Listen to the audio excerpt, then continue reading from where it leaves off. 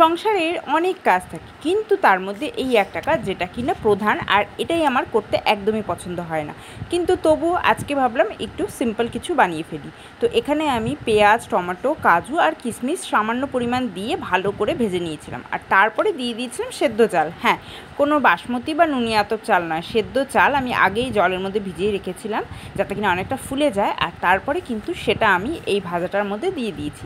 আর আজকে এই রান্নাটা করার একটাই উদ্দেশ্য, কারণ বাড়িতে হচ্ছে এক তো হাজব্যান্ড নেই, আর শ্বশুরমশাইয়ের দুপুরে ইনভিটেশন রয়েছে, আর যিশুর আর আমার এই রকম খাবার খেতে ভীষণ ভালো লাগে, সিম্পল আর সহজেই যেটা হয়ে যাবে, সেই কারণেই কিন্তু এই খাবারটা। তারপরে দুটো লঙ্কা দিয়ে একটু সামান্য জিরের গুঁড়ো আর ধনে গুঁড়ো দিয়ে আমি দিয়ে দিলাম ঘরে থাকা একটা 10 টাকা দামের বিরিয়ানির প্যাকেটের মশলা।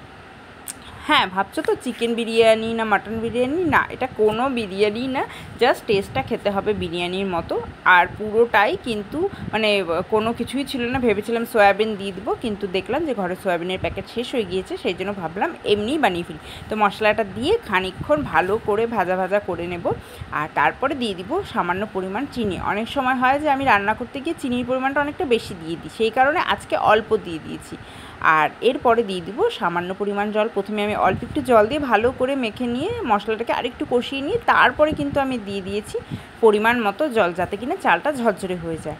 আর এরপরে আমি এটাকে ঢাকা দিয়ে 10 থেকে 15 মিনিটের জন্য ছেড়ে দিব। আর এইবার যেটা করব সেটা হচ্ছে, এই যে দেখো টবের মধ্যে পুদিনা গাছের পাতাগুলো কি সুন্দর হয়েছে, সেটা তুলে কয়েকটা ছিঁড়ে এইটার মধ্যে কিন্তু দিয়ে দিব। আমার কিন্তু রান্নাটা মোটামুটি কমপ্লিট হয়ে গিয়েছে, এখন জাস্ট এটাকে ভালো করে মিক্সড করব, আর একটু টেস্ট করে দেখে নেব যে নুনটা ঠিক আছে কি না, কারণ আমার বাড়িতে নুন একদমই কম খাওয়া হয়, সেই কারণে নুনটা আমি একদম অল্প দিয়ে রান্না করি, তারপর যদি মনে হয় আর একটু লাগবে তো সেটা দিব।